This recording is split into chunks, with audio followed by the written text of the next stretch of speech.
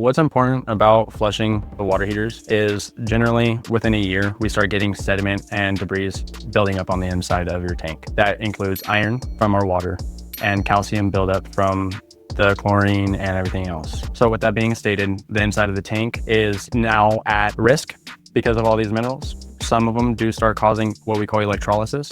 Electrolysis is when two finer metals come together and weld themselves. And then once at that point, it can start creating a weak spot inside of the metal, or in this case, on the inside of the tank. And once that happens, say if the water heater hadn't been flushed at its proper maintenance time, which is about once a year, that iron can start causing a rotted or rusted spot on the inside of the tank. And then when we do decide to try to perform the flush, once you guys go ahead and call us out years down the line and not keeping the proper maintenance time up, it can start running the risk of failing by leaking and or even rupturing, because the tank is constantly expanding and contrasting because it's constantly heating up the water and also cooling down. And that's why your hot water heater is constantly running, trying to keep up with what you are asking for and what you need. Removing all the sediment and debris just out of your water heater will, one, prolong the life of your water heater. It will also help the energy efficiency of the water heater, whether it's an electric water heater or a tanked gas water heater. Every single type of water heater needs to be at least flushed once a year, and especially with tanks.